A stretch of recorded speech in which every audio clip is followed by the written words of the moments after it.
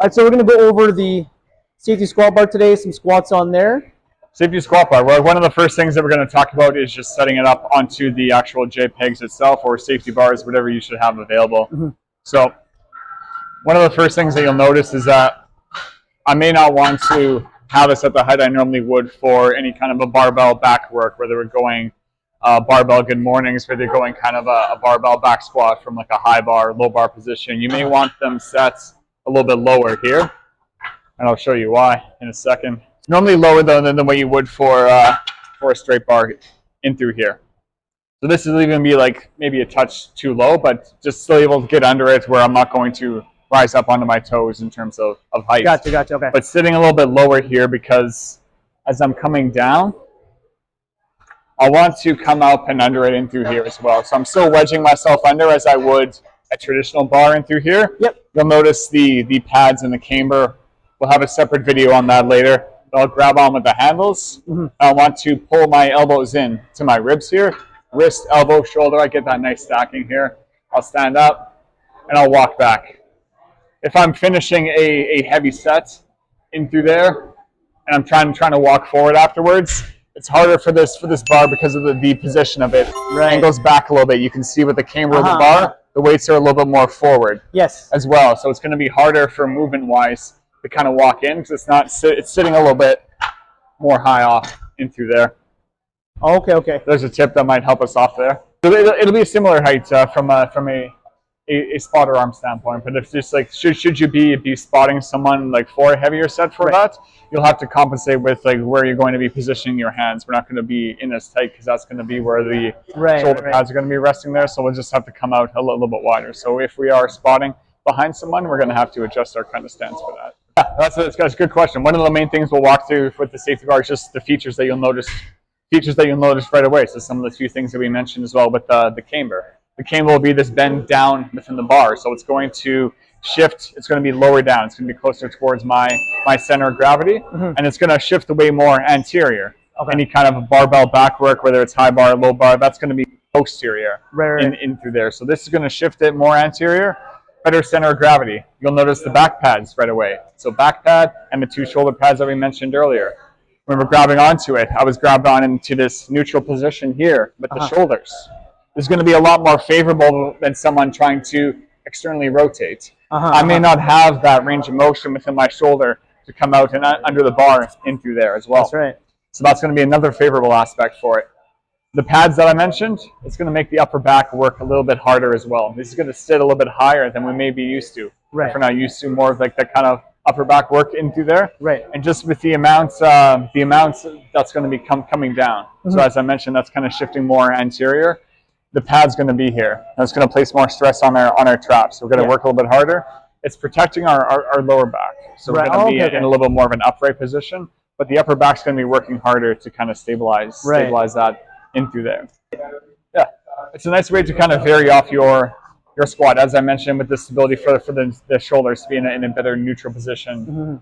In through there. Sometimes when you're squatting very heavy with that amount of external rotation within the shoulder, it's not going to, heavy back squats may not feel as well. This will protect us a little bit more. This will feel more challenging. As I mentioned, it's forcing that upright posture, even though we are more stable across the back. We're going to be a little bit more upright as well. So we're not going to be able to go traditionally as heavy for the weights and the reps as you would for a traditional back squat. So that's something to be mindful of when we're first setting up on there. If we've never done anything like that before, we're going to have to set that in accordingly as well. So just that more of that upright position for the posture. We can think about the sport application for that as well, for individuals training as well. So whether it's like hockey, basketball, we're in more of a ready stance. So like when I am squatting traditionally, I am in a little bit more of an upright posture. Anyway, if I had longer legs, I may be down more here. As long as that spine's neutral, that's okay, but this is going to force us into the more of that upright posture too.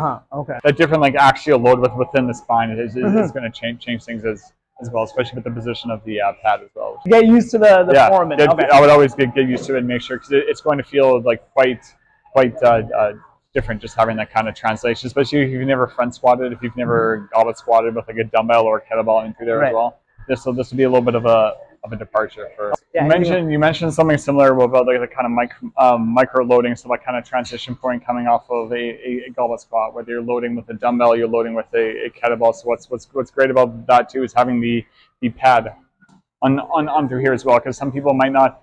I've worked with a lot of kids, like younger athletes, that initial discomfort, even just outside of front squat. Front squat bothers people to no degree, whether I'm going that extra kind of cross arm or I'm into that parallel arm position, the wrist position. Yeah. So getting into a bit of a heavier load, as you mentioned, outside of, hey, I can't support this weight with my arms, or my core is giving way holding on to this heavy dumbbell, this heavy kettlebell. How do I set that up?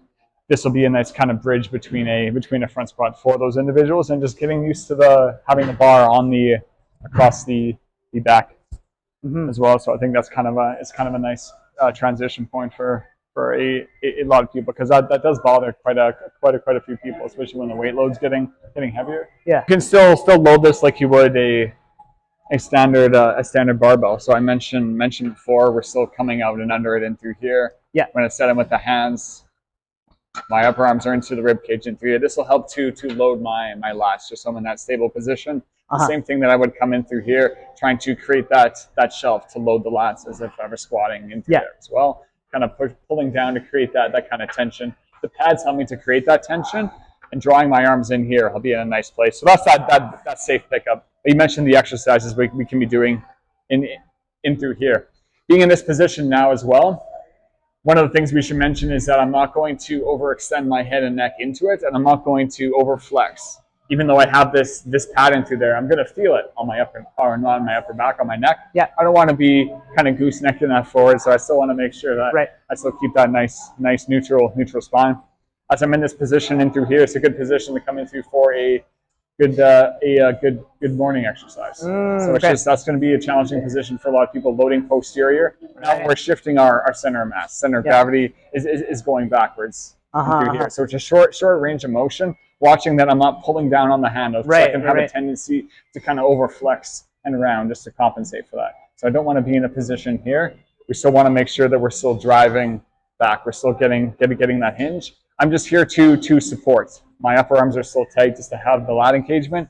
Anything dynamic. I mentioned stability. It's called a safety bar for a reason. I'm quite stable in through here. I don't recommend doing it, but you'll see people doing it stable. You'll see people going hands-free sometimes, doing walking lunges, anything like that. It's great for dynamic movement. So I'm out into the side in through here, doing a lateral split squat. Nothing saying I can't set out to this side in through here and hit all my reps. I can alternate, resetting to that tall straddle every time. Dynamic movement, we can come into that high step and back down. It's going to translate really well. It's going to help us out in through here. Same thing I'm working through if I want to go into split squats. I can go split squats, I can go front stepping lunges, I can go rear stepping lunges. Just the amount of dynamics that we can work in with the safety bar, love it. Yeah, any of those actually, like I really like the good morning one that I was showing. A lot of times, like whether you're holding a dumbbell or kettlebell, a lot of times you're starting off hugging a plate or something as well. The load on the back, it feels nice for that good morning exercise. Yeah, and it makes a lot of sense. It stays closer to the body instead, as our hips are kind of shifting backwards. So the good morning with myself and with a lot of my clients, I'll kind of prioritize the safety bar for the good morning. I usually won't load into a barbell, unless we're doing something maybe like a seated good morning, or we're working in something like that where it's a little bit lighter. I'll work in that for a little more of an accessory, but that's probably one of my other top exercises outside of the squat. Any parting words? Squat bar. Yeah, come on, try it out. Try it out. Well and strong gym. We'll see you soon.